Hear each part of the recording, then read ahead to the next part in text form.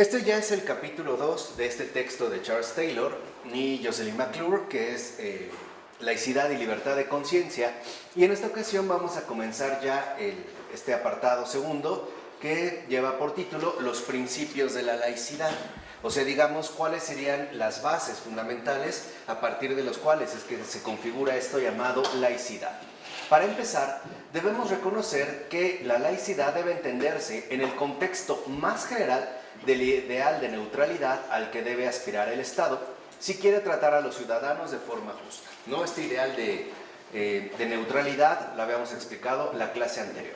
Y la laicidad es una de las modalidades del régimen de gobierno que permite a los estados democráticos y liberales respetar por igual a individuos que tienen visiones del mundo y esquemas de valores diferentes. Entonces, lo primero que aparece aquí es que en efecto la laicidad es una modalidad, ¿no? En cuanto tal, la laicidad en este sentido es una modalidad que remite a un régimen de gobierno, a un régimen político, sobre todo el que pertenece a los estados democráticos y liberales, y que a través precisamente de la laicidad se pretende respetar por igual a todos los individuos que forman, digamos, una diversidad bastante obvia, ¿no? El hecho de que vivamos en una sociedad tan tremendamente diversificada involucra que entonces la laicidad aparecerá como una modalidad política que permite el respeto por igual a individuos que tenemos diferentes tanto esquemas de valores como visiones del mundo, creencias, etc. ¿Qué es entonces la laicidad? Bueno, antes que nada, la laicidad nos explica con fórmulas simples, ¿no? Como tendemos a veces a hacerlo. Por ejemplo, la separación de la Iglesia y el Estado. Este es algo como muy común. Algo laico tiene que ver que la Iglesia y el Estado, ¿no? La religión y la política tienen que estar separados. O 2, la neutralidad del Estado con respecto a las religiones. O 3, la salida de la religión del espacio público. Estas son, digamos, formas reduccionistas de entender la laicidad. ¿Por qué? Porque la laicidad descansa más bien en diferentes principios que cumplen funciones específicas.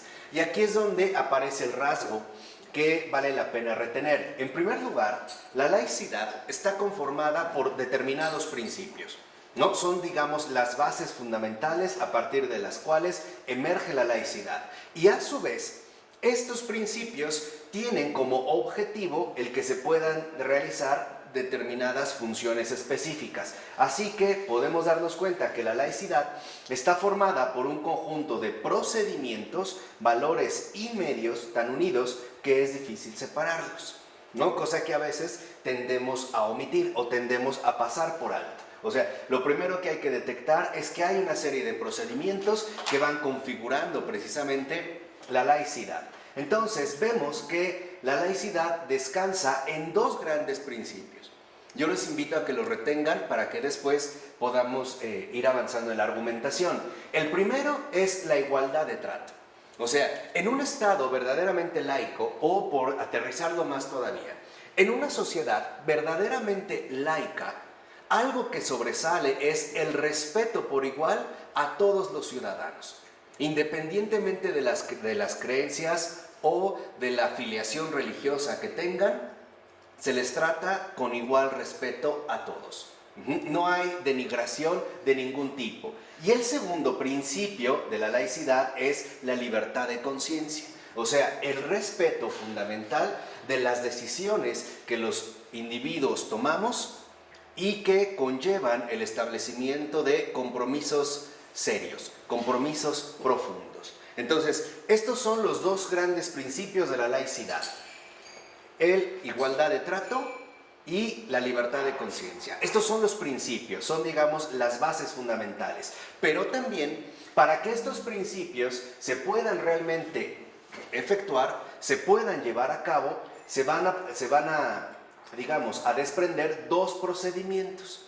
¿Qué es lo que permitirá llevar a la acción estos principios, ¿no? Que teóricamente son, dijimos, igualdad de trato y libertad de conciencia. Para ponerlos en práctica, la laicidad también posee dos procedimientos. El primero es la separación de la Iglesia y del Estado. Y 2, la neutralidad del Estado respecto a las religiones.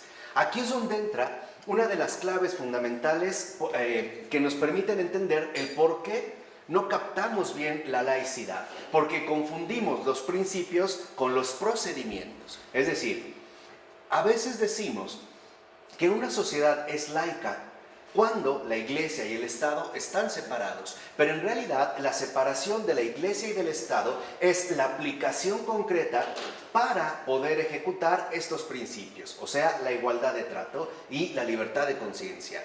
Y el segundo es la neutralidad del Estado. O sea, podemos decir que la separación de la Iglesia y del Estado y la respectiva neutralidad del Estado son consecuencias prácticas de los dos grandes principios de la laicidad.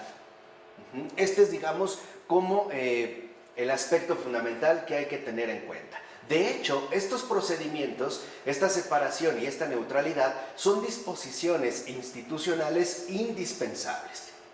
O sea, se requieren, ¿no?, en un régimen democrático liberal para que en efecto la laicidad se pueda ejecutar, o sea, para no traicionar sus principios. Así que un régimen democrático reconoce en el plano de los principios el mismo valor moral o dignidad a todos los ciudadanos y por lo tanto intenta darles el mismo trato. O sea, en principio, digamos, ¿no?, en un verdadero Estado laico, en una verdadera sociedad laica, lo que vemos es que todos los ciudadanos deben ser reconocidos con el mismo valor, es decir, que poseen la misma dignidad. Y por lo tanto, al reconocerlos con la misma dignidad, involucra que también se les va a dar exactamente el mismo trato. No importa la creencia religiosa que tengan, e incluso si no tienen ninguna, no importa. O sea, en principio el trato es humanamente igual para todos. Entonces podemos concluir que la Iglesia no tiene un trato humano igual para todos y la Iglesia no respeta a los que no son cristianos. No, sí los respeta. Entonces, ¿por qué necesitamos hacer? Si lo respeta, entonces ¿por qué necesitamos quitar la Iglesia? No. Aquí, digamos, está hablando del perfil, de la definición de la laicidad. Podemos decir que la Iglesia es, en efecto, también laica, en el sentido de que, independientemente que fuera un judío, un musulmán, un ateo, un agnóstico, etc., reconoce en esa persona una dignidad. Y por lo tanto, la trata, digamos, con una peculiar atención. No haría discriminación, porque lo primero que reconocemos es que se trata de seres humanos. Esta es, digamos, la base, en lo que descansaría precisamente la cuestión de la laicidad.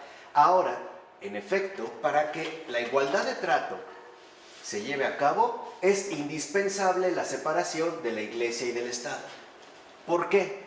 Porque como el Estado debe ser el Estado de todos los ciudadanos, y cada uno de nosotros, en tanto ciudadanos, adoptamos diferentes conceptos del mundo y del bien, en nuestra sociedad contemporánea tan pluralista, tan diversificada, entonces el Estado no debe identificarse con una religión o una visión del mundo en particular, porque si no, entonces ya no estaría respetando su neutralidad. O sea, es importante que el Estado, para que cumpla bien su función política, sea neutral. No puede fomentar un tipo particular de creencia religiosa, pero tampoco puede intentar erosionar la creencia religiosa, que es lo que vimos en la clase anterior. O sea, el Estado debe de ser laico, no secular. Se trata de dos cosas completamente distintas. Hoy en día lo que vemos es justo lo contrario. Hoy vemos que el Estado no es laico y que sí es profundamente secular. O sea, que el propio Estado busca la erradicación de la dimensión religiosa en la vida humana. Por eso es que por este motivo el Estado y la Iglesia deben estar separados. ¿Por qué? Porque la Iglesia no puede tener un principio de neutralidad, porque en efecto está basada en un credo, pero el Estado no. Entonces, podemos decir que en realidad el Estado debe ser neutral para poder respetar de igual o dar el mismo trato a todos los ciudadanos, independientemente del tipo de creencias o no creencias religiosas que tengan. Esta es una disposición institucional indispensable. O sea, la separación de la Iglesia y del Estado es un procedimiento institucional para mantener en vigencia el principio de la laicidad o los principios de la laicidad. De tal manera que entonces la fusión, por ejemplo, entre poder político y un concepto religioso o secular del mundo convierte a las personas que no abrazan la doctrina oficial del Estado en ciudadanos de segunda fila. Y por lo tanto no se respeta ni la dignidad de las personas ni su libertad de conciencia. ¿Qué es lo que está pasando actualmente, por ejemplo, en Siria? ¿No? En Siria sabemos claramente que el poder político es musulmán y por lo tanto promueve como Estado, ¿no?, un concepto religioso musulmán. Y entonces todos aquellos que no forman parte de este poder van a ser declarados ciudadanos de segunda fila. O sea, no van a ser respetados y tampoco se les va a permitir el ejercicio de su libertad, que es lo que hoy vemos. Hoy por eso también nos podemos dar cuenta cómo en efecto hay estas terribles persecuciones en esta parte de Medio Oriente. Pero no crean que solo se da cuando se fusiona el poder político y una visión religiosa. También se da cuando se fusiona el poder político y una visión secular del mundo. Por ejemplo, la antigua Unión Soviética o China. China va a ser declarado como Estado un Estado ateo. Entonces, si es ateo, todos aquellos, por ejemplo, que tienen creencias religiosas no son aceptados como auténticos ciudadanos de este Estado. Y por lo tanto van a ser o encarcelados o asesinados o simple y sencillamente se les va a privar de su libertad, ¿no? No se les va a dar el mismo trato. De tal manera que entonces nosotros debemos de reconocer que el Estado, y esto es fundamental, no puede favorecer o perjudicar a ningún ciudadano. No lo puede ni favorecer, pero tampoco lo puede perjudicar. El Estado está llamado a proteger a los ciudadanos y a protegerlos en todas las dimensiones de su existencia, incluidas, por supuesto, la dimensión de la creencia y la dimensión moral. Entonces, para tratar con el mismo respeto a todos los ciudadanos, que es el principio 1 que mencionamos, el Estado debe ser capaz de justificar ante cada uno de ellos, de los ciudadanos, las decisiones que toma. Lo que no podrá hacer si favorece un concepto particular del mundo, ya sea religioso o no. Por ejemplo, si el Estado decidiera que se van a colocar crucifijos en todos los edificios públicos, ¿qué pasaría con aquellas personas que no comparten esta creencia religiosa? No estaría respetando su libertad de conciencia como Estado. Pero tampoco lo hace si, como en México, ¿no?, con Plutarco Elías Calles, cuando vino la persecución en México de los cristianos, se busca erradicar por completo cualquier referencia religiosa, sea la que sea. O como hoy el Estado moderno, en general occidental, promueve un concepto particular del mundo, no religioso, sino secular, basado ante todo en la ciencia y la tecnología, ¿no? Hoy vemos, por ejemplo, cómo ciertamente a nivel mundial lo que está tomando un auge impresionante es el desarrollo de las ingenierías, que tienen que ver también con sistemas computacionales o sistemas avanzados. Estos sistemas avanzados están dando, digamos, de manera enfática, una visión del mundo, en efecto, tecnológica. Pero, ¿qué pasa, por ejemplo, con aquellos que nos hemos dedicado a las humanidades? Ya no formamos parte de este rol y no se nos está respetando como ciudadanos. ¿Por qué?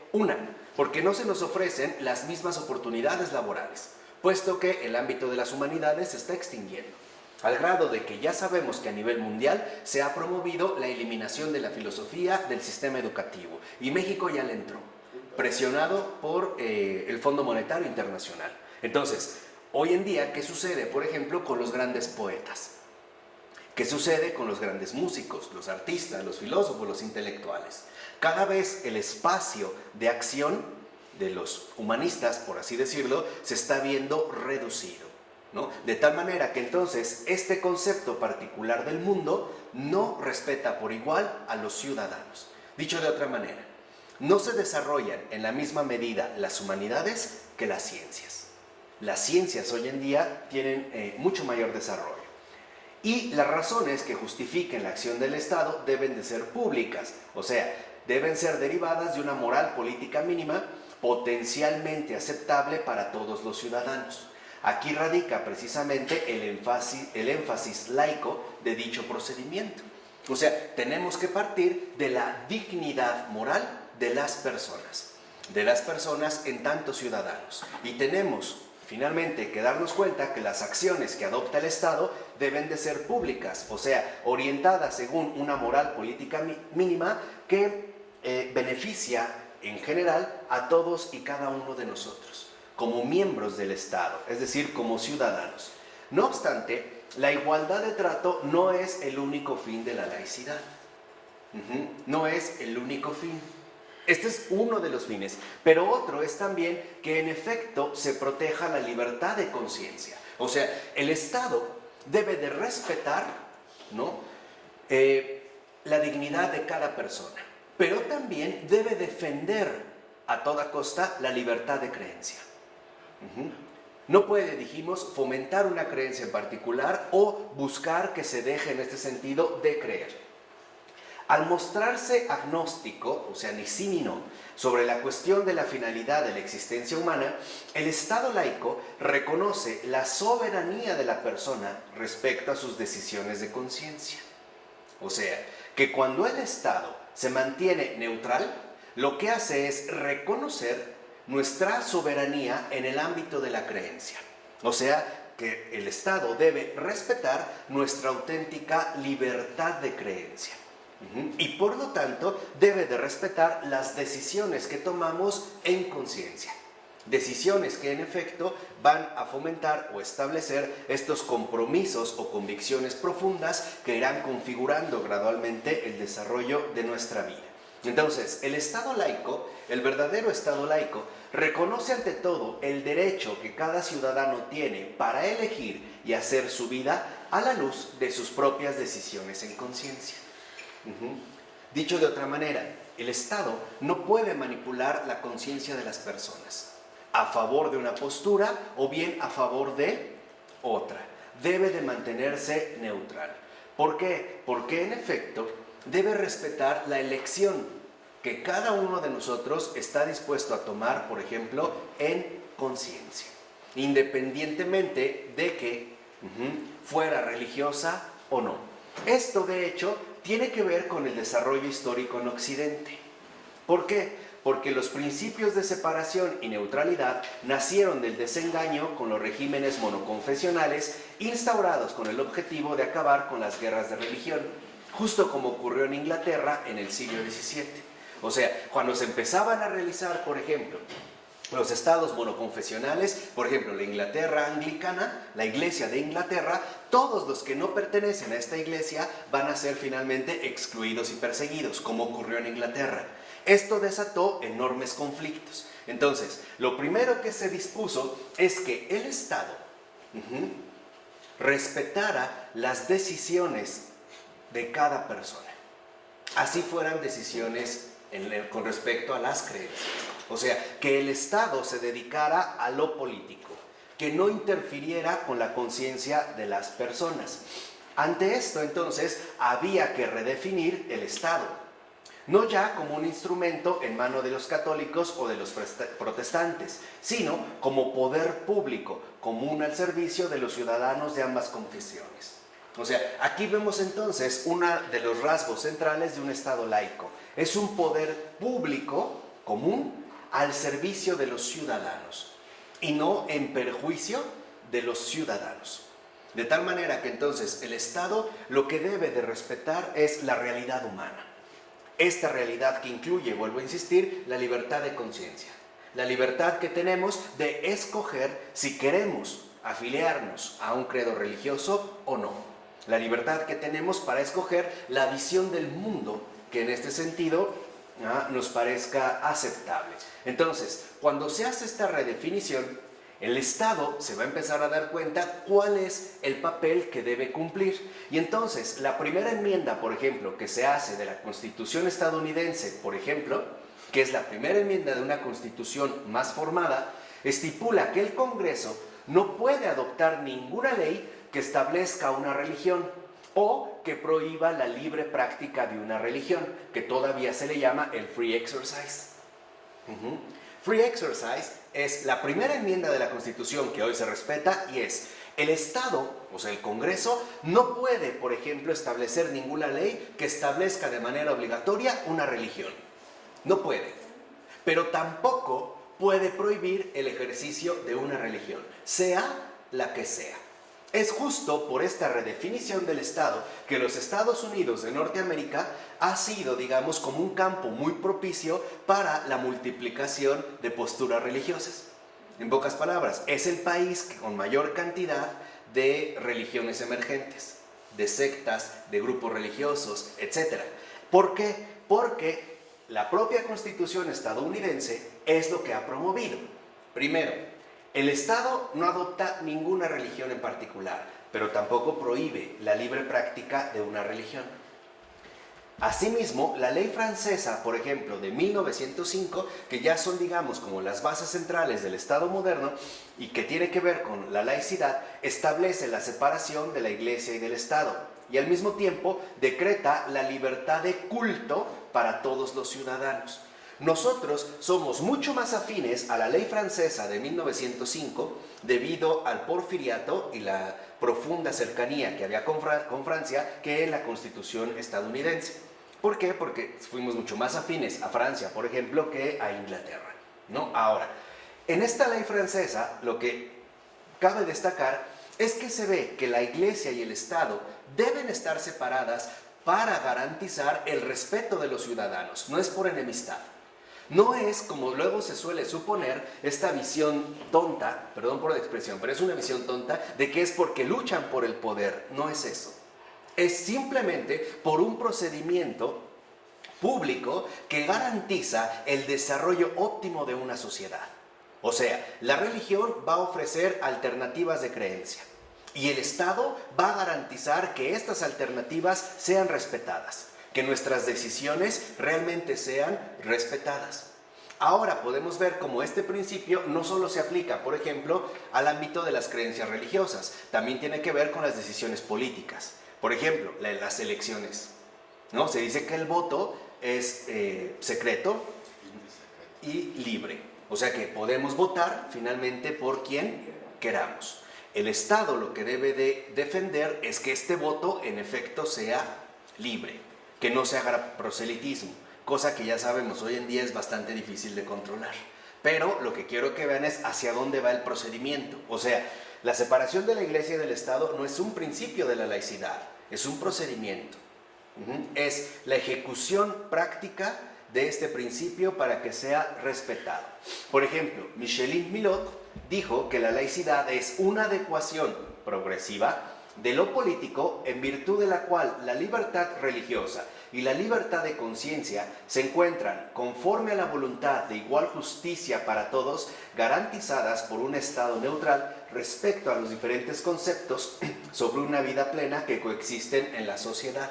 Y este es uno de los rasgos fundamentales de la sociedad moderna, la diversidad. Entonces, la laicidad todavía en estos momentos sigue siendo una adecuación progresiva, pero es una adecuación de lo político, a través de la cual se busca garantizar la libertad religiosa y la libertad de conciencia. Y ahorita nada más voy a intentar definir brevemente cuál es la diferencia entre una libertad y otra. La libertad de conciencia se refiere básicamente a las creencias que adoptamos. Y la libertad religiosa se refiere a la libertad de llevar a la práctica mis creencias.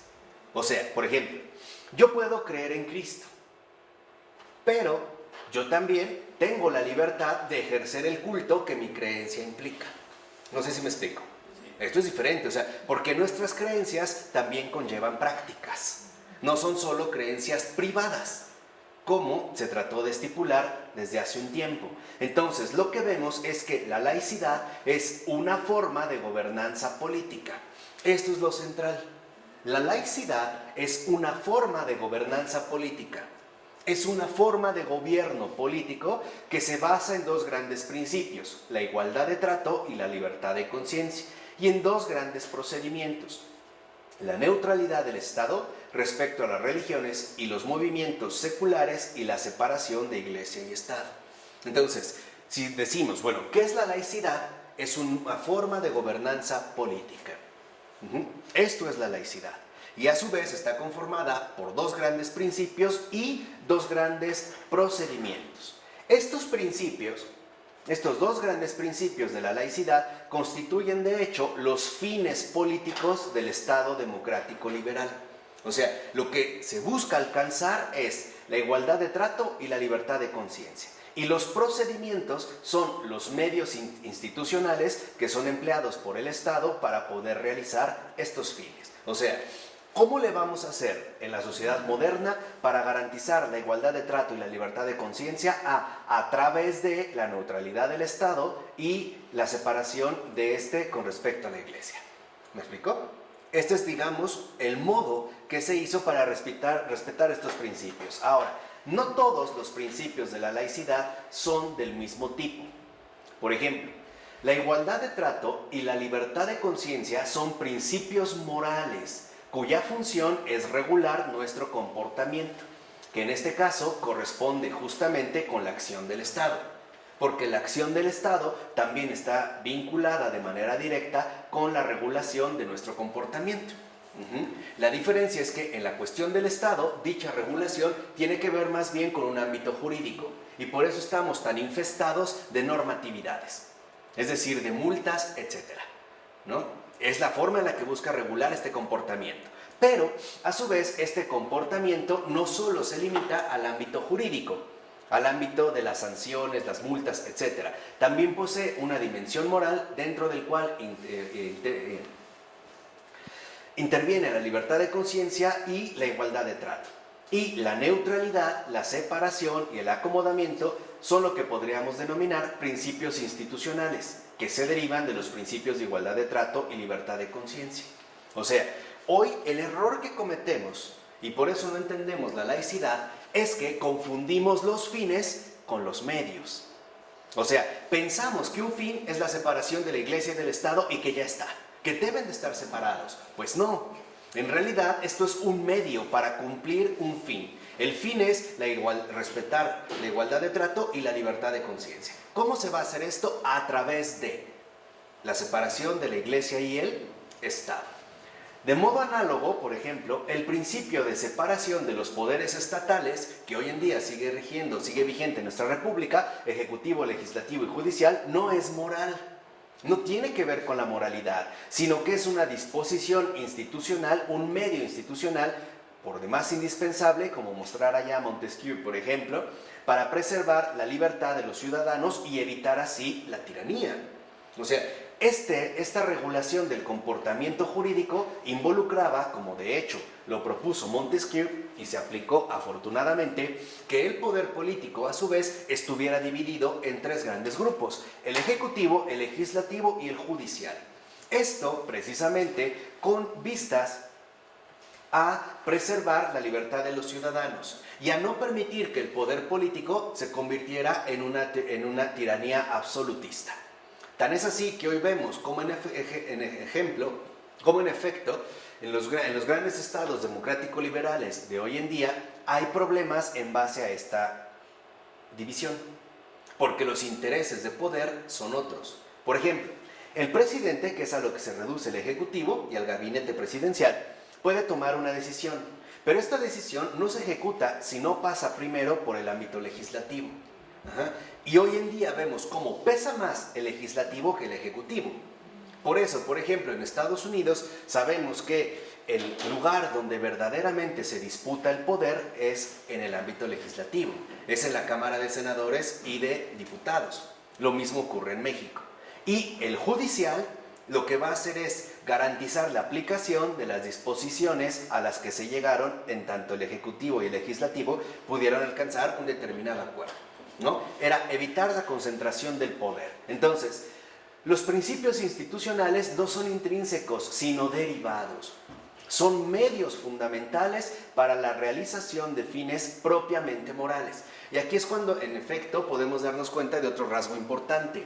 ¿Por qué en la Edad Media no estaba esa división o esa separación entre la Iglesia y el Estado? Muy sencillo, porque no era una sociedad tan diversificada como la nuestra. No había necesidad de respetar, por ejemplo, una multiplicidad de credos o una multiplicidad de opciones morales. Por eso, conforme se fue dando esta diversidad social, Entonces, tanto el Estado como la Iglesia tuvieron que redefinir la postura que ambos deben mantener, precisamente con vistas a respetar siempre la dignidad de los ciudadanos. Entonces, los fines y los procedimientos del Estado democrático, que ya hemos mencionado, pueden entrar en conflicto y causar tensiones con respecto a la libertad de conciencia y de culto. Y aquí este es uno, digamos, de los grandes desafíos que nuestras sociedades contemporáneas, democráticas y liberales, tienen que afrontar y que aún no se logran resolver por completo. Por ejemplo, que una profesora musulmana lleve el fular, que es el pañuelo largo, en clase, puede considerarse una actitud que compromete la neutralidad de la escuela pública, lo que a su vez supondría una derogación de la norma que prevé que las instituciones públicas traten a todos los ciudadanos por igual, que es el procedimiento 1, la neutralidad del Estado. O sea, aquí vemos cómo al parecer entraría en conflicto un principio con un procedimiento, o sea, un principio con un medio. En contrapartida, impedir que la profesora lleve el fular, entonces sería un atentado contra su libertad religiosa. O sea, ¿qué hacemos en estos casos? Este es uno de los problemas que ha causado más revuelo, por ejemplo, en países donde la presencia islámica es cada vez más marcada, a partir de ciudadanos auténticos, por ejemplo, Inglaterra y Francia, ¿no? Holanda, por ejemplo. ¿Qué pasa? O sea, la escuela se dice pública y laica. Bueno, se contrata a una profesora musulmana. Y la profesora musulmana lleva el fular, el pañuelo largo, en la cabeza. Bueno, si se le contrata, puede ser que algunos digan que esto es como una especie de propaganda y que por lo tanto no sería verdaderamente pública la escuela. Y si se le corre, en realidad se está violando su derecho de libertad religiosa. ¿Qué se va a hacer? Eso es lo que hoy en día se está discutiendo fuertemente. ¿Qué se hace? O sea, si la corro, entonces no soy liberal. Y si la conservo, no soy tan democrático. O sea, ¿qué pasa ahí? Digamos, ¿cómo se podría llegar a un acuerdo genuino? ¿Cómo conciliar la aparente neutralidad que deben mostrar las instituciones públicas y el respeto a la libertad religiosa? O sea, hoy en día se atraviesa un problema serio de conciliación. Porque si queremos ser democráticos, atentamos contra las libertades individuales. Pero si queremos ser solo liberales, atentamos contra la dimensión democrática. Por eso les decía que en la configuración moderna del Estado, que se han denominado democrático-liberales, parece haber una tensión fundamental de base. Lo democrático, que apela a las mayorías, y lo liberal, que exalta las individualidades. O sea, en la democracia se supone que lo que vale es lo de las mayorías. En el modelo liberal, lo que predomina es el ámbito individual, las individualidades. Entonces, debemos reconocer que los fines y los procedimientos de la laicidad no pueden, en ciertas situaciones y circunstancias, armonizarse perfectamente. Si están rompiendo el bienestar general, o sea, ¿qué es lo que está sucediendo en muchos países europeos con la llegada de tantos musulmanes? O sea, que van en contra de todas las leyes que rigen al resto de los ciudadanos. Ellos no las acatan, porque ellos dicen que lo único que acatan es la ley musulmana. O sea, y que las escuelas tienen que enseñar nada más el Corán.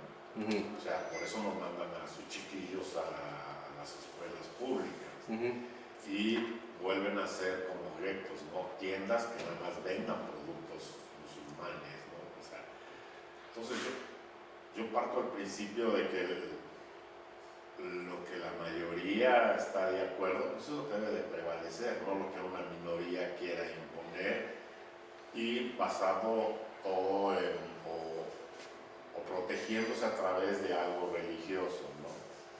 La religión yo creo que se lleva en lo privado, no se lleva en lo público. O sea, aquí en México hay de todas las sectas que se puede uno imaginar, y lo mismo hay también en católicos.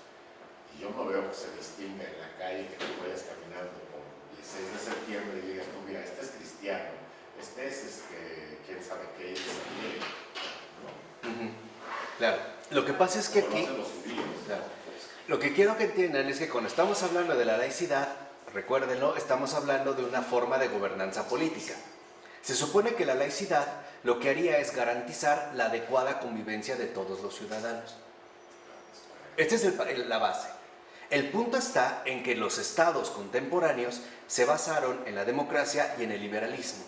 Entonces, ¿qué sucede? Ahí es donde entra la fuente de conflicto. Si las mayorías destacan, entonces la minoría puede de hecho exigir que se respeten sus derechos individuales, como hoy en día está sucediendo.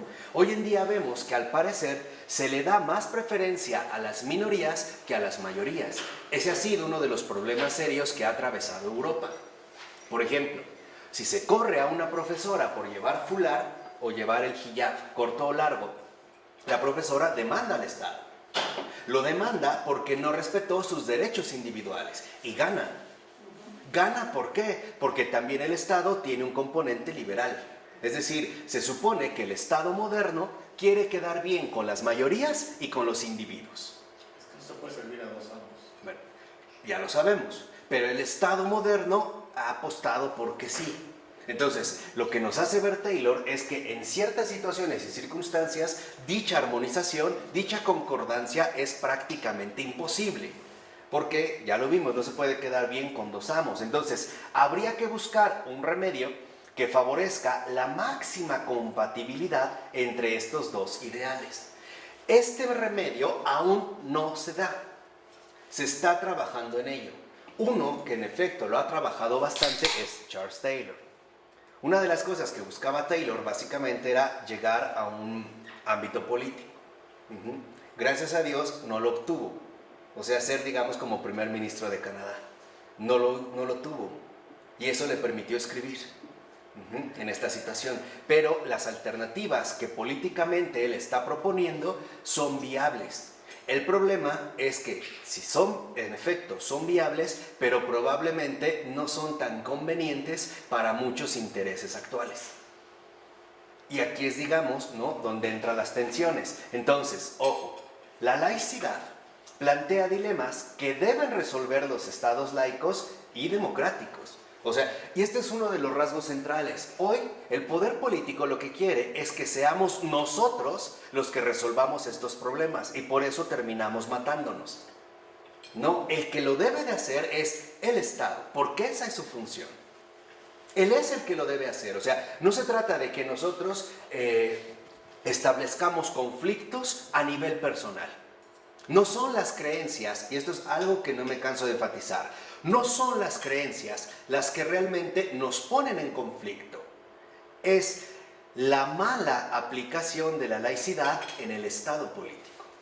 Este es el problema. ¿Por qué? Porque los principios no son realmente ejecutados de manera adecuada. Y por lo tanto, lo que debería de ser una cuestión política termina convirtiéndose en una cuestión social. Voy a poner un ejemplo muy sencillo para que entiendan lo que quiero mencionar, que es lo que Taylor también está destacando. El caso de las manifestaciones. Hoy, el que realmente debería de asumir toda la cuestión de las manifestaciones es el Estado. No está haciendo nada. Pero ahora los conflictos se están dando a nivel social. Por ejemplo, puede suceder que una persona tiene que llegar con urgencia a un hospital y le cerraron la vialidad por una manifestación. Entonces, se desata la furia, pero la furia de este conductor no va contra el Estado, va contra los manifestantes. Entonces, los insulta, los agrede, etc. Y los otros, obviamente, también ¿qué? Responden. Entonces, mientras nosotros nos estamos matando, el Estado está holgazaneando. Por eso les decía que hoy vivimos prácticamente los rasgos básicos de un Estado fallido. Y el Estado lo sabe, ¿eh? No es algo que yo estoy diciendo, el Estado lo sabe perfectamente bien. Por eso, al ser un Estado fallido, se inventa sus propios conflictos para hacernos creer que está trabajando. Cosa absolutamente falsa. Y lo sabe. O sea, yo no estoy diciendo nada nuevo. Lo sabe. Entonces, es importante, ¿no?, como lo han mostrado Taylor y McClure, que hablemos de regímenes de laicidad y no solo de una laicidad genérica. sino que entendamos que hay regímenes de laicidad que pueden funcionar mejor en ciertas circunstancias que otros. ¿Por qué? Porque si hablamos de regímenes de laicidad, estamos dando opciones de aplicación, porque lo que queremos a través de estas opciones de aplicación es conservar siempre la igualdad de trato y la libertad de conciencia. Y esto es algo importante. En esta elección conceptual se basa ante todo en los fines de la laicidad como modo de gobernanza política y no en los procedimientos jurídicamente derivados. Esto es lo que nos lleva a entender que entonces tanto Taylor como McClure prefieren hablar de regímenes de laicidad para darnos alternativas viables para la situación contemporánea, dependiendo de los contextos históricos sociales hacia los cuales se va, digamos, en este caso, a dirigir. Entonces, aquí es donde aparecen en el capítulo 3 los regímenes de la laicidad. Y estos regímenes de laicidad en el mundo generalmente se suelen clasificar en función de la relación que mantienen con la práctica religiosa. O sea, cómo en un determinado estado se da o no la libertad de esta práctica religiosa. Dijimos, no solo la libertad de conciencia, que es tomar mis decisiones de fondo, sino también mi libertad religiosa, o sea, el aplicar lo que exijan estas creencias. Esta práctica, en efecto, también, como ahorita lo hemos mencionado, porque es un ámbito muy peculiar, repercute en el ámbito educativo. Por ejemplo, diremos que la laicidad es más o menos rígida y severa, o bien flexible y abierta, según la forma en que se resuelven los dilemas que se plantean cuando los principios y los procedimientos de la laicidad entran en conflicto. Está por demás decir que Taylor y McClure van a optar por un modelo, un régimen de laicidad mucho más flexible y mucho más abierto que los regímenes republicanos, donde al parecer lo que predomina es rigidez y severidad. Entonces, podríamos hablar en general de dos tipos de regímenes, que son en general, pero de los cuales, digamos, podemos agrupar a todos los demás. Los republicanos y liberales, que son los predominantes, o bien los regímenes pluralistas de la laicidad.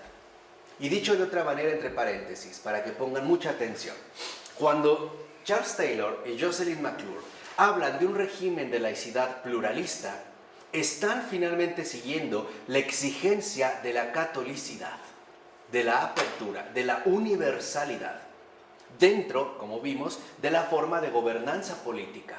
Porque lo que Taylor ha apostado es que lo que la sociedad actual requiere es un modelo más democrático todavía y más liberal de lo que hoy en día funciona. Se requiere más, o sea, se requiere una universalidad mucho más amplia. Entonces, se podrían colocar estos regímenes en una escala que vayan de las posturas más rígidas y severas a las más flexibles y complacientes con la práctica religiosa. Por ejemplo, desde lo que dicen, pues no, la práctica religiosa está prohibida, hasta los que dicen cualquier práctica religiosa es aceptable. ¿Me explico? Este es en una escala. O sea, podríamos ir de lo más severo a lo más flexible. Lo que vemos es que en los debates públicos sobre la laicidad, cada vez destacan más los procedimientos y no los fines. O sea, hoy en día, en efecto, si ustedes revisan un poco la literatura contemporánea al respecto, verán que ante todo se habla mucho de la separación iglesia-estado, pero se habla muy poco de la libertad de conciencia y la libertad de conciencia y la igualdad de trato. De esto casi no se habla. ¿Por qué? Porque hemos confundido los medios con los fines. Entonces, ciertamente, esto es lo que podríamos llamar un fetichismo de los medios. O sea, el insistir nada más en la separación de la Iglesia del Estado y la neutralidad religiosa del Estado como valores que hay que defender a cualquier precio. O sea, para establecer la separación de la Iglesia y el Estado, debemos entender el por qué. Esto es un para qué. Ok, ¿van a quedar separadas? Sí. ¿Para qué? Para respetar la igualdad de trato y la libertad de conciencia. ¿Por qué? Porque los fines fundamentales que se buscan es garantizar el respeto a la dignidad de los ciudadanos.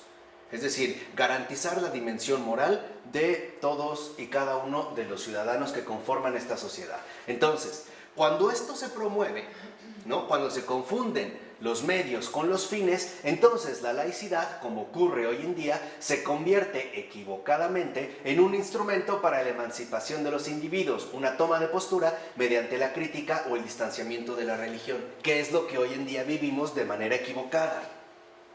Pongamos un caso sencillo. Si yo llego a un lugar público y a lo mejor hago una ostentación de una convicción religiosa, lo primero que me dirían es que no lo puedo realizar. ¿Por qué? Porque dicen que el Estado es laico. Cuando lo que no entienden es que si el Estado es verdaderamente laico, deberían respetar mi libertad de conciencia y mi libertad religiosa. Y por lo tanto, me deberían de brindar una igualdad ¿de qué? De trato. A Fox le pasó. Por ejemplo, ¿no? ¿Por qué? Porque se reconoce como un representante del Estado. Entonces, lo que quiero que entiendan es que el medio político se convierte, por tanto, en un fin institucional, que es lo que hoy en día la mayoría de la gente habla de manera equivocada. No, es que la separación del Estado y la Iglesia no tienen que ver, y cuando te dicen que una escuela es laica, lo que en realidad entiendes hoy en día de manera equivocada es que es antirreligiosa. O sea, que no tiene ninguna relación con ninguna religión. Ninguna. Y esto no es así. Que un colegio sea laico significa que, y aunque los alumnos fueran de diversas creencias, el trato es el mismo. No se les trataría ni mejor ni peor. Hoy en día se piensa o la tendencia común es que cuando se habla de algo laico, como que la primera impresión que tenemos es de que no tiene que ver nada con lo religioso.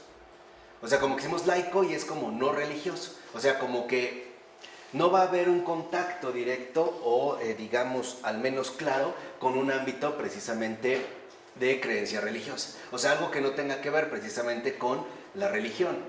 Aquí lo que está de por medio es que, independientemente de la creencia o el credo al que se afilien las personas, el trato debe ser exactamente el mismo. Pero no está tan sencillo como suena. ¿Por qué? Porque si verdaderamente se respetan los derechos individuales, o sea, en el aspecto liberal, ¿qué pasa si, por ejemplo, yo formo parte de una secta o yo mismo fundo una secta donde la exigencia de mis creencias implican, por ejemplo, el no asistir o no hacer ninguna actividad martes o jueves? En teoría, para que fuera justo, tendrían que respetarme también a mí. En teoría. Para que el Estado verdaderamente fuera democrático y liberal. No solamente se podrían favorecer las conocidas o las reconocidas, también tendrían que respetar las no reconocidas.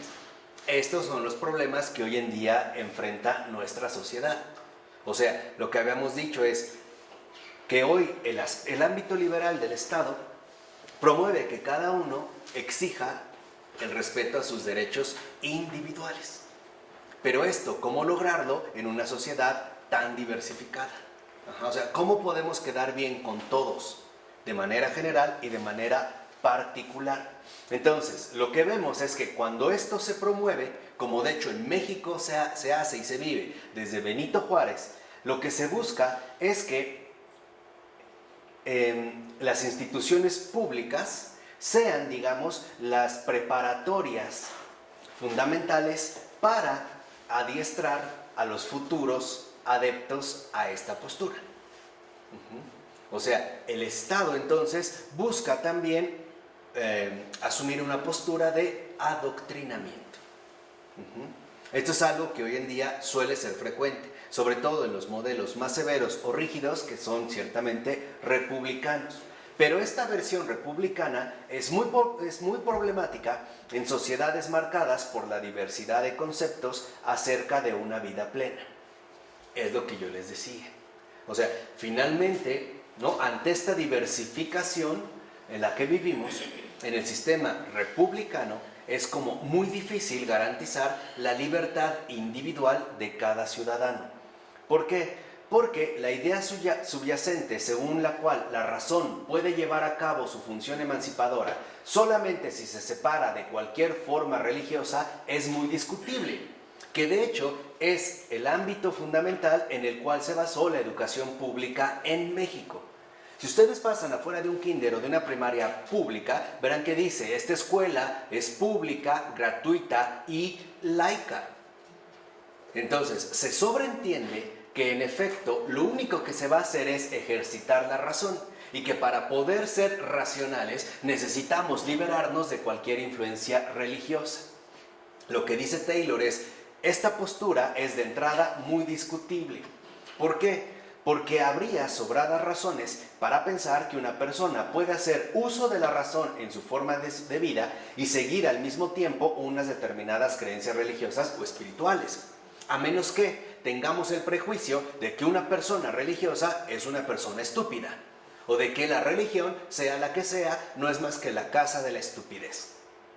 De hecho, este era, digamos, uno de los postulados republicanos fundamentales. Cuando, por ejemplo, en México y en general en otras sociedades occidentales se buscó la separación de la Iglesia y del Estado, se buscaba apelando a este tipo, digamos, de base por lo demás cuestionable. ¿Por qué? Porque estaban basados en el modelo positivista y que en México tuvo entrada con Gabino Barreda. Y es a partir del cual se formaron los primeros programas de estudio. Entonces se decía, ok, a ver, para el positivismo lo importante es que se ejercite la razón del hombre a través del modelo científico. De tal manera que la religión, en efecto, queda por completo fuera de la formación educativa. Por eso es que en México, en las escuelas públicas, no hay ninguna materia religiosa, ninguna. En cambio, por ejemplo, en Colombia, llevan catecismo hasta toda la primaria. Y es obligatoria. Aquí no. Por eso no hay ninguna presencia de algo religioso dentro del ámbito educativo. Y cuando se suele dar el día, se da como un día de celebración nacional. Por ejemplo, el 12 de diciembre o las vacaciones de Navidad, las vacaciones decembrinas. Pero no es, digamos, de acuerdo a esta situación, por una cuestión meramente de respeto de los ciudadanos. Entonces, hay un prejuicio y es suponer que una persona religiosa es una persona tonta, que una persona no religiosa sería una persona racional. Entonces, los riesgos de que este valor de emancipación entre en conflicto con la libertad de conciencia del individuo son bastante altos. Los riesgos, que es lo que comentamos. Además, el Estado laico, al actuar de manera clara para mantener a distancia a la religión, adopta el concepto del mundo y del bien de los ateos y los agnósticos, y en consecuencia no trata con la misma consideración de supuesta igualdad a los ciudadanos que conceden un lugar para la religión en su sistema vital de creencias y valores. Y esto es lo que sucede. Por ejemplo, en las escuelas públicas o en el colegio, el CCH, donde yo doy clases, en efecto se ve claramente este modelo. No hay una capilla y no hay posibilidades de que se ponga una capilla, por ejemplo. ¿Donde está el Santísimo y alguien pueda ir? No. Pero sí hay muros dedicados a los ateos donde pueden poner un montón de cosa y media. E incluso de los agnósticos donde no se va a favorecer ni un sí ni un no. Es más, si yo antes de dar clases me persigno delante del salón, a mí me denunciarían. Y ahí se ve dentro de este modelo. O sea, no es una escuela laica. No es verdaderamente laica. O no es laica en su sentido auténtico. Entonces, esta forma de laicidad lo que vemos es que no es neutral respecto a las convicciones fundamentales que permiten a los individuos dar un sentido y un rumbo definido a su vida. O sea, no garantiza ni la igualdad de trato, ni respeta la libertad de conciencia. Por lo tanto, el verdadero compromiso del Estado a favor de la autonomía moral de los individuos conlleva el reconocimiento de la soberanía de estos respecto a sus elecciones en conciencia y que tengan además los medios para elegir sus propias opciones existenciales, ya sean seculares, religiosas o espirituales. De ahí que una de las exigencias actuales en el ámbito educativo consista precisamente en el establecimiento de mezquitas o sinagogas al interior del campus educativo. Por ejemplo, ¿qué es lo que ahorita está promoviendo la Ibero? En la Ibero hay capilla, sí. También hay sinagoga. Bueno, ahora quieren una mezquita. Lo tiene que hacer. Lo tiene que hacer. ¿Por qué lo tiene que hacer? Porque en efecto es una escuela laica. Y se debe de dar apertura, en este sentido, a las opciones que los individuos pueden tomar con respecto a las elecciones de conciencia que tengan. Entonces, no solo basta con que se respete lo que yo creo, también se deben ofrecer los medios para que yo pueda poner en práctica esta creencia. Digamos, sería uno de los pasos centrales que se requiere. Ahora, también es posible pensar en un modelo, esa es una opción. Otra es un modelo de laicidad mucho más restrictiva que permita la integración, pero cívica, que es también lo que hoy en día se ha puesto en marcha. Por ejemplo, en un colegio no necesariamente se reúnen todos para una celebración religiosa, pero sí para hacer, algún tipo de celebración civil, ¿no? Que de hecho es lo que hemos visto. O sea, el Estado moderno ha sustituido las prácticas religiosas por las prácticas civiles. Por ejemplo, hoy en día la mayoría de la gente dentro de una sociedad democrática liberal se congrega a partir de los llamados eventos nacionales. El desfile, el Día del Grito, la celebración de la independencia, etc. Es la única manera de poder integrar a estos miembros de la sociedad en un ámbito que no involucre necesariamente las creencias religiosas. Entonces, esta integración, ¿no?, se entiende en el sentido de una fidelidad a una identidad cívica compartida y a la búsqueda colectiva del bien común, como ocurrió, por ejemplo, con el nacionalismo, o como ocurre con el nacionalismo, ¿no? O sea, por ejemplo, hoy es curioso, pero otro de los factores, y que ya había descrito bastante bien un periodista católico, recientemente fallecido, Ryszard Kapuscinski, es lo que se está dando a través de los grandes eventos deportivos. Porque se han dado cuenta que incluso a través de un gran evento deportivo, las nacionalidades pueden superar sus propias limitaciones. Entonces, hoy vemos cómo a lo mejor en un desfile nacional se pueden juntar millones de personas, pero a través de una Copa Mundial, de un supertazón, etcétera, se juntan cientos de millones de personas. ¿Me explico? Ese es otro de los efectos de la globalización actual. O sea, son sustitutos, pero a gran escala. ¿Sí me explicó? Dar una identidad distinta. Entonces, hoy incluso vemos como en el fútbol también ya hay como un cierto ritual que agrupa a la gente en una determinada opción. Son los modos de asociaciones contemporáneas. ¿Pero cuál es la ventaja y la desventaja de esto, Ángel? No, o sea, es un proceder para tratar de fomentar una especie de integración cívica, o sea, de reunión ciudadana, ¿no? Entonces, se ha visto que, por ejemplo, los eventos deportivos son un gran negocio. Por eso, por ejemplo, en un evento de box, como el que acaba de pasar, vemos cómo se puede congregar a mucha gente de todo el mundo, donde las nacionalidades ya no necesariamente entran en juego. Y hoy lo vemos a través de la combinación o opciones que se nos ofrecen para tomar partido. Ejemplo, puede ser, y ya sabemos, que México nunca llegue a una final de un mundial, o muy difícil llegará. Pero sabemos que en la final tendremos que tomar postura por otro país.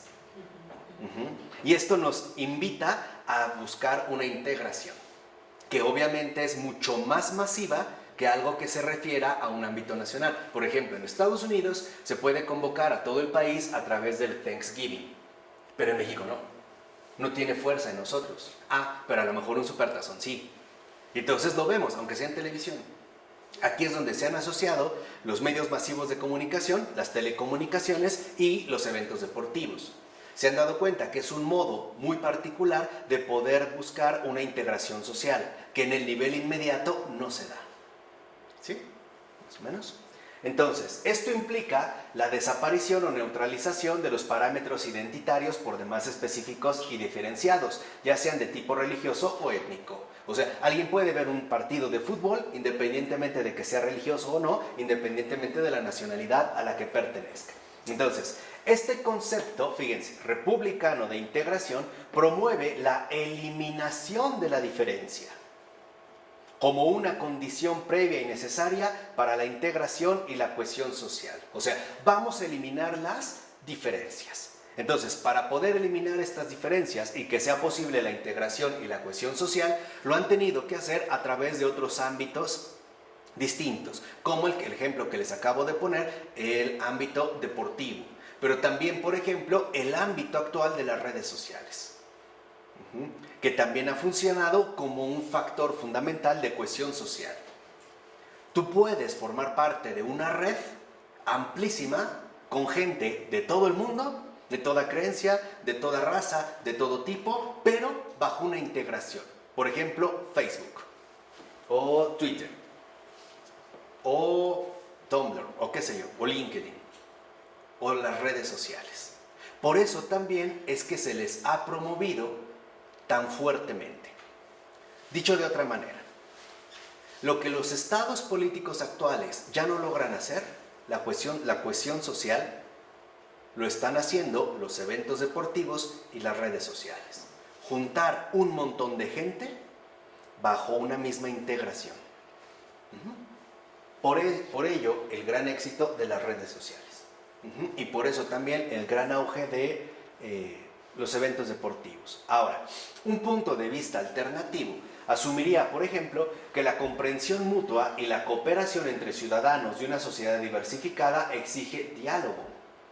O sea, el reconocimiento y el respeto de las semejanzas y las diferencias entre ellos. Esta es la alternativa que Taylor nos está proponiendo. Esta es la alternativa. Dice, bueno, a ver, lo primero que tenemos que hacer es comprensión mutua. 2, cooperación. Y esto lleva a reconocer nuestra realidad actual. Es una sociedad sumamente diversificada. Perfecto. Entonces vamos a comenzar por el verdadero diálogo. El diálogo involucra, por ejemplo, que si yo me encuentro con una persona con creencia diferente o bien falta de creencia, no de antemano la rechazo. Simple y sencillamente me interesa entender su postura. Y esto lo puedo hacer a través de un diálogo. Esto involucra que lo reconozco. Y además, respeto. Reconozco a esta persona en esta sociedad diversificada, respeto su postura y también puedo reconocer y valorar nuestras semejanzas y nuestras respectivas diferencias. O sea, no voy finalmente solo a quedarme con las semejanzas o solo enfatizar las diferencias. No, ambas cuentan. Por ejemplo, esto es lo que ha permitido en gran medida a los cristianos de todo el mundo participar cada vez más en una profunda integración. Ejemplo, la manera en la cual los anglicanos se han acercado cada vez más a Roma, a nosotros, es simple. El reconocimiento sincero de nuestras semejanzas y de nuestras, ¿qué?, diferencias. Lo mismo se está dando con los ortodoxos. ¿Quién fue el que nos recordó que este es el camino católico de estos tiempos? San Juan Pablo II. Si ustedes ven, por ejemplo, San Juan Pablo II nunca exigió a nadie que vistiera de una manera diferente o que se quitara la kipá o nada. Simple y sencillamente era acercamiento. Y este acercamiento involucra que reconocemos, respetamos y valoramos las semejanzas y las diferencias. Esto es un rasgo católico para estos tiempos, Es uno de los rasgos católicos para estos tiempos. El que no tenga este rasgo que ahorita estamos diciendo, fracasará en su empeño católico. Simple y sencillamente, como decimos en México, no dará el ancho para la situación que se está viviendo. Por eso es que Taylor insiste en este concepto más liberal y pluralista de la laicidad, que sigue teniendo como principal función la protección de la igualdad moral de los ciudadanos y de la libertad de conciencia y culto, pero además contribuye de manera secundaria a la integración cívica, a través de un reconocimiento razonable de las diferencias que no apuntan solamente a la reclusión que impone el ámbito privado. O sea, nada de que entonces nuestras diferencias pues se deben de quedar ocultas. No, también expresarlas de manera abierta y de manera finalmente paulatina, de manera progresiva. Este es, digamos, el factor fundamental de la integración civil, social, que hoy en día debemos hacer y debemos finalmente llevar a cabo. Y estos principios de reconocimiento y respeto de las semejanzas y las diferencias entre todos nosotros se aplica a cualquier ámbito, a cualquier religión, a cualquier creencia, a cualquier ausencia de creencia. Este es, digamos, como los puntos centrales o el perfil que hay que ir desarrollando. Esto nos podría dar materiales de consideración con respecto, por ejemplo, al uso de los símbolos religiosos visibles en las escuelas públicas, ya que la laicidad aparece entonces como un valor compartido, que no niega de entrada la posibilidad de equilibrio y cohesión social. O sea, hoy en día lo que se busca de manera profunda es la cohesión social. Entonces, la cuestión deja de quedar referida únicamente a la libertad de conciencia, o sea, tú cree lo que quieras, pero privadamente, que no se vea, no lo manifiestes, etcétera, etcétera, y nos remitiría de manera mucho más clara a la cuestión del orden público. ¿Por qué? Porque nuestra cohesión social también depende de un orden público. El hecho de que, por ejemplo, nosotros reconozcamos en la dimensión pública la posibilidad que se tiene de asumir posturas distintas. Y no es casual que se hable, por ejemplo, en este sentido de escuela pública y no de escuela según la libertad de conciencia.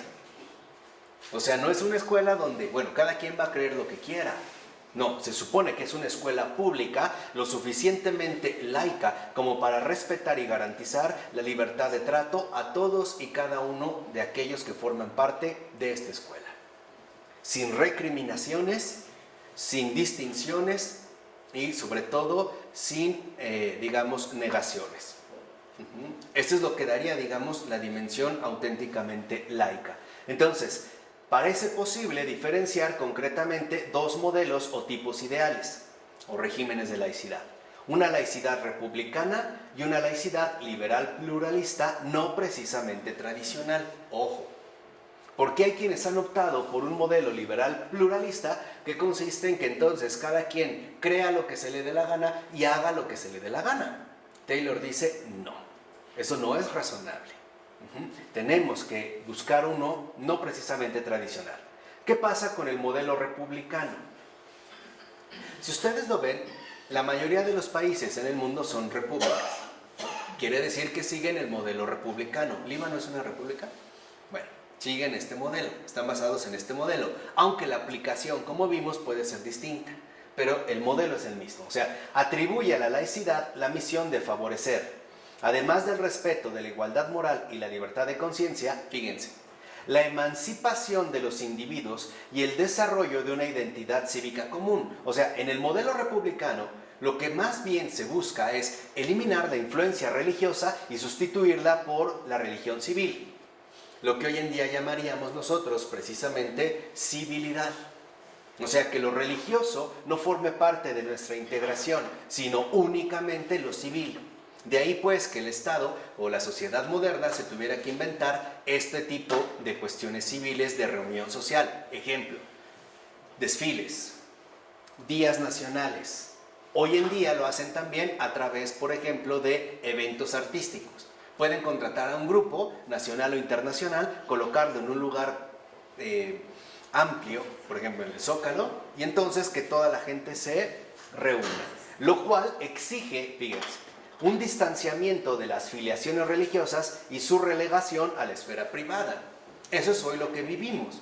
Hoy en día, por ejemplo, nadie nos recrimina que seamos creyentes, pero sí que queramos exhibirlo en el ámbito público. ¿Por qué? Porque es el modelo republicano. O sea, el modelo republicano lo que quiere es sustituir lo religioso por lo civil. No quiere anular lo religioso, abusados, no. Lo que quiere es reducirlo al ámbito privado. Que la integración social solo se dé a través de factores civiles, nada más. Tú puedes creer lo que quieras, pero privadamente. No nos interesa, no queremos saberlo. Nuestra integración social va a ser solo a partir del ámbito civil.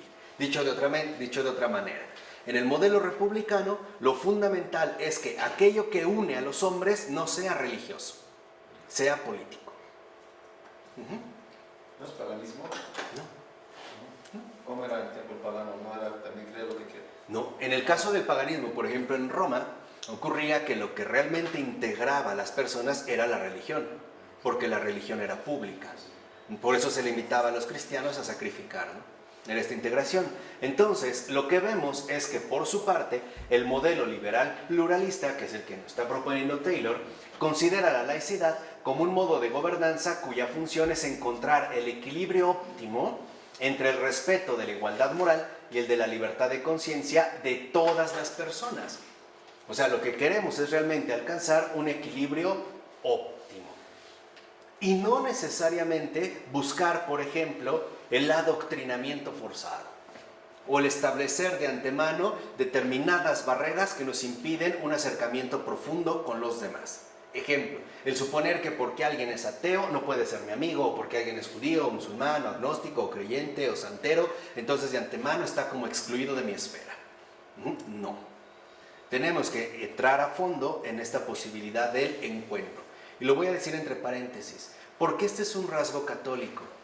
Porque si no entramos realmente a estos ámbitos que solemos dejar excluidos, Cristo no llega hasta donde quiere llegar. Cristo va por todos, ¿eh? Por eso es que nosotros debemos de estar con todos y en todos. De otra manera, no tiene la posibilidad de llegar. Entonces, razón por la cual este tipo de laicidad pluralista no se ofenderá por la simple presencia de lo religioso en el espacio público. Pues no, sería algo, digamos, de lo más elemental, y admitirá más bien la necesidad de recurrir a acomodamientos políticos sociales que traten de restablecer la equidad o de permitir el ejercicio visible de la libertad religiosa en la medida en que no se ponga en peligro el principio de igualdad de trato. Este sería, digamos, como una de las bases fundamentales. O sea, en síntesis, en este régimen de laicidad pluralista, lo que no vemos son espantados o fariseos, de que este es puro, impuro, creyente, ajeno, nada. Lo que hacemos es asumir nuestra sociedad tal como está y permitir que Cristo siga haciendo su obra de redención. Entiendan, Cristo es la verdad, Cristo no le tiene miedo a nada y a nadie. Nosotros somos los que sí tenemos miedo de hacerlo llegar hasta ahí donde pensamos que en realidad no puede hacer nada. Pero esta es una ofensa grave contra Cristo. ¿Por qué? Porque nosotros somos los que ponemos límites, no Él. Y esto es de antemano dudar de su verdadera omnipotencia divina y de su redención auténtica. Es suponer que Cristo, en pocas palabras, es un inútil. Que hay ámbitos donde no puede hacer absolutamente ¿qué? Nada. Así que no culpemos a Cristo de nuestros propios temores. Y lo vemos desde sus apóstoles. Vayan y prediquen el Evangelio a todo el mundo. Los envió. No sabían otras religiones, otros mundos, y lo importante ahí es el encuentro con Cristo, no la doctrina. ¿Sí me explico? Esto es lo fundamental. El primer paso es el encuentro de vida con Cristo, o que algunos llaman el querigma, ¿no? El anuncio. Después vendrá la doctrina. Pero si tú transmites una doctrina sin experiencia, es decir, sin testimonio, estás perdiendo el tiempo. No sirve, ¿eh? No tiene base. Es como arrojar una semilla al concreto. No va a germinar. Lo que vemos es que entonces una laicidad, en verdad liberal pluralista, pretende por tanto ya la había leído, ¿verdad? Bueno, sí. Vemos que entonces este último tipo de laicidad se toma muy en serio tanto su aspecto liberal como pluralista, en tanto tal seriedad apunta de manera directa a la instauración política y socialmente viable de conciliación y reconciliación según el principio mismo de laicidad. Y esto es algo fundamental. La laicidad, como modo de gobernanza política, tiene que apuntar a la conciliación y la reconciliación. Por ejemplo, ¿cuál es la diferencia entre la conciliación y la reconciliación? La conciliación es que a pesar de creer en cosas distintas, podemos convivir juntos sin destruirnos. Esa es una conciliación. No tiene por qué darse necesariamente una cuestión violenta o conflictiva. La reconciliación involucra hermanarse de manera profunda. Esto sí, pero antes de reconciliación, lo primero que tiene que haber es ¿qué? Conciliación. Si no, no. Antes de conversión, lo que tiene que haber es testimonio. Si no, no. ¿Sí me explicó? Aunque lo hagan aquí desde el apartado sociopolítico. Esta conciliación, fíjense, manifiesta entonces un verdadero compromiso de reconocimiento realmente inclusivo. Y esto también tiene una profunda raíz católica. ¿Por qué? Porque estamos llamados a un compromiso de reconocimiento. Debemos reconocer que una persona que no sea cristiana no por ello deja de ser hijo de Dios. Y dos, forma parte de un plan providencial mucho más amplio que el que nosotros podemos suponer. Y que hasta es probable que sea mucho más santo que cualquiera de nosotros. Y dos, es inclusivo. ¿Qué quiere decir? Que se le tome en cuenta, se le abren las puertas, se le recibe, nunca se le excluye. Nosotros, la verdad es que no somos inclusivos, somos bien exclusivos. A veces, ya no solo con las amistades, a veces hasta con lo que comemos. Si no es de City Market, no como. Si no es de tal lugar, no como. Con la ropa, con todo. Pero este es un hábito de pensar equivocado. Porque el catolicismo no es algo exclusivo, es algo inclusivo. El catolicismo es tan inclusivo que incluso nos aceptó a nosotros. Ahí se ve. Más inclusivo no puede ser. Otros quizá ya nos hubieran mandado al carajo, y con toda razón. Bueno, esto nos lleva entonces a darnos cuenta que debemos también nosotros identificar de manera muy concreta la diferencia fundamental entre la esfera pública y la esfera privada, que lo desarrollaremos para no hacerlo de manera precipitada, para acabar ya la próxima clase con el 4 y el 5. ¿Les parece bien? Bien, vamos a dejarlo hasta aquí. En nombre del Padre, del Hijo y del Espíritu Santo. Amén.